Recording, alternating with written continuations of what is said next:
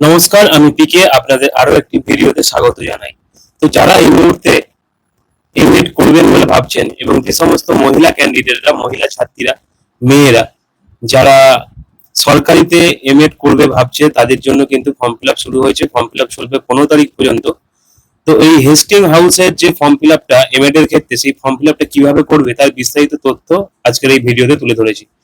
তো সবার প্রথমেই আমরা ওয়েবসাইটটি খুলে নিয়েছি, যে ওয়েবসাইটের লিংক আমি ডেসক্রিপশন বক্সে দিয়ে রাখবো। এরপর এই যে দেখতে পাচ্ছ এমএড অ্যাপ্লিকেশন 25-27, এই অপশনটাতে ক্লিক করতে হবে। ক্লিক করার সাথে সাথেই এখানে কিন্তু একটা এলিজিবিলিটি ডিটেলস দিয়েছে, সেই ডিটেলস অনুযায়ী তোমরা চেক করে নেবে। করে নেওয়ার পর এখানে এই যে দেখতে পাওয়া যাচ্ছে new applicant, click here for registration, এই অ্যাপ্লিকেশনটায় বা এই অপশনটাতে ক্লিক করতে হবে। বলে রাখি, যারা যারা এমএড করতে চাইছেন মহিলারা, তাদের জন্য হেস্টিংসে শুধুমাত্র ওমেন্স কলেজ। তো এখানেতে রেজিস্ট্রেশন করার জন্য নাম, মোবাইল নাম্বার, অ্যাপ্লাইড ফর সেটা দেবে, ক্যাটাগরি সিলেক্ট করে নিতে হবে, পিডব্লিউডি, ডেট অফ বার্থ, এটা কিন্তু এখানে সিলেক্ট করে নিতে হবে।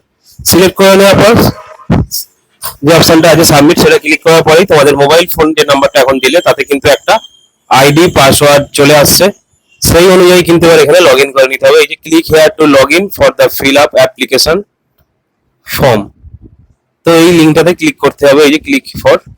তো আমি ডেসক্রিপশন বক্সে এই লিঙ্কটা দিয়ে রাখবো, তোমরা সরাসরি ওখান থেকে ফিল আপ করে নিতে পারো। এরপর চলে আসছে লগ ইন পেজ। এই যে অ্যাকনোলেজমেন্ট নাম্বার এবং ডেট অফ বার্থ দিয়ে লগ ইন করে নিতে হবে। আমাদের অ্যাকনোলেজমেন্ট নাম্বার কিন্তু মোবাইল ফোনে চলে এসছে। তো লগ ইন করে নিয়েছি। তারপরে প্রথম স্টেপ যেটা আছে দেখতে পাচ্ছ, কন্টিনিউ স্টেপ 1, এই ফর্মটা কিন্তু আমাদেরকে ফিল আপ করে নিতে হবে। এই কন্টিনিউ স্টেপ 1 যে অপশনটা আছে এখানটাতে ক্লিক করে। তো আমি ফর্মটা ফিল আপ করছি, তোমরা দেখতে থাকো। আর ভিডিওটা ভালো লাগলে যদি কোনো সাহায্য হয়ে থাকে অবশ্যই কিন্তু সাবস্ক্রাইব করবে চ্যানেলটা, আর বন্ধুদের সাথে শেয়ার করবে। তো এখানে আমার নাম যেহেতু প্রথমে দিয়েছিলাম, সেই নাম তোমরা এখানে দেখতে পাবে। তারপর এখানে স্টুডেন্ট আইডি আছে কিনা বাংলা শিক্ষার পোর্টাল, সেটা দিয়ে দেবে। দেওয়ার পরে এবিসি আইডি কিন্তু সকলেরই থাকতে হবে। আর এবিসি আইডি কিভাবে করবে তার ভিডিও দেখতে চাইলে চ্যানেলে আছে, অবশ্যই তোমরা দেখে নিতে পারো। তারপর এখানে যাবতীয় ডিটেলস যেটা আছে তোমরা এখানে সুন্দরভাবে ফিল আপ করবে। তোমাদের নাম ডিটেলস শুরু করে বাবার নাম, মায়ের নাম এবং তোমাদের অ্যাড্রেস, সমস্ত ডিটেলসটা এখানে কিন্তু ভালো করে।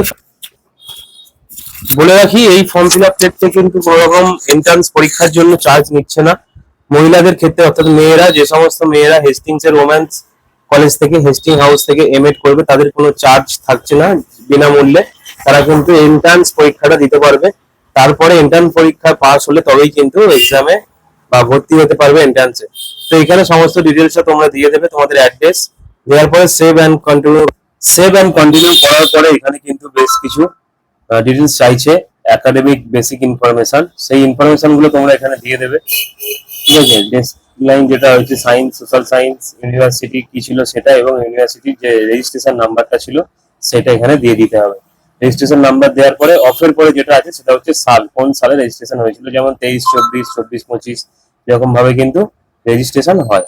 তো এরপর তোমাদেরকে এখানে একাডেমিক ডিটেলস যে আছে সমস্ত তথ্যটা এখানে দিয়ে দিতে হবে। মাধ্যমিক, উচ্চ মাধ্যমিক, গ্র্যাজুয়েশন, মাধ্যমিক, উচ্চ মাধ্যমিক, গ্র্যাজুয়েশন এবং এমএ, এবং যদি বিএড এখন কারেন্ট ইয়ারে চলে সেই ক্ষেত্রে অ্যাপিয়ার করে দেবে।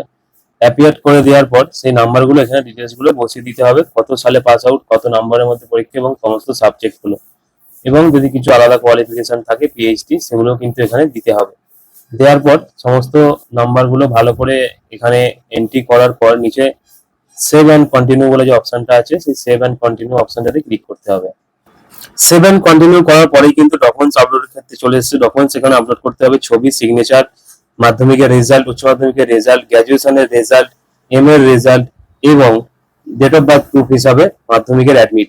তো সমস্ত ডকুমেন্টস গুলো স্ক্যান করে নেবে, ছবি, সিগনেচারটা জেপিজি ফরম্যাট এবং বাদবাকি ডকুমেন্টস গুলো পিডিএফ ফরম্যাট। তো আমার ডকুমেন্টস গুলো স্ক্যান করা আছে, আপলোড করে দিয়েছি, আপলোড করে দেওয়া হয়ে গেছে। দেওয়ার পর এবার সেভ অ্যান্ড কন্টিনিউ করবো। যারা যারা ভিডিওটা দেখছো অবশ্যই কিন্তু একটু করে লাইক করে দেবে, চ্যানেলে নতুন হলে চ্যানেলটা সাবস্ক্রাইব করে রাখবে, যাতে নিত্য নতুন ভিডিও তোমাদের কাছে দ্রুত পৌঁছে যায়। তো আমার সমস্ত ডকুমেন্টস আপলোড এখানে সাকসেসফুল হয়ে গেছে।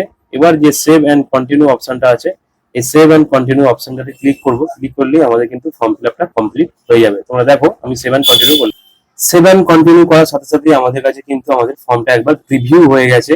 তো এখানে আমাদের ফর্মটা ডিটেলসটা ভালো করে একবার মিলিয়ে দেখে নিতে হবে সমস্ত তথ্যটা ঠিকঠাক আছে কিনা। সমস্ত তথ্য ঠিকঠাক থাকলে তবেই কিন্তু আমরা ছবি, সিগনেচার দেখে ক্যাপচার যে কোড আছে সেই ক্যাপচার কোড দিয়ে 1142 এই ক্যাপচার কোড দিয়ে সাবমিট যে অপশনটা আছে এই সাবমিট অপশনে ক্লিক করব। ক্লিক করলে কিন্তু আমাদের ফর্ম ফিল আপ কমপ্লিট হয়ে যাবে। এরপর এন্ট্রান্স এক্সামের জন্য অপেক্ষা করতে হবে। তো আমি এখানে সাবমিট করলাম। সাবমিট করার সাথে সাথে কিন্তু আমাদের কাছে সেই প্রথমের ইন্টারফেসটা চলে আসবে, যেখানে সমস্ত কিছু কমপ্লিট দেখাচ্ছে দেখতে পাচ্ছ। এবং এখান থেকে আমরা প্রিন্ট অ্যাপ্লিকেশন ফর্ম যেটা আছে সেই অপশনটা ক্লিক করে আমরা আমাদের প্রিন্ট আউটটা নিয়ে রেখে দেবো। তো এই ভিডিওটা যদি ভালো লেগে থাকে অবশ্যই বন্ধুদের সাথে শেয়ার করবে। আর যারা যারা ভর্তি হচ্ছে বা ভর্তি হতে চাইছো এমএড, তারা কিন্তু চ্যানেলটা সাবস্ক্রাইব করে রাখো পরবর্তী আপডেটের জন্য। ততক্ষণের জন্য টাটা, ভালো থাকবে, সুস্থ থাকবে, দেখা হবে আরেকটি নতুন ভিডিওতে।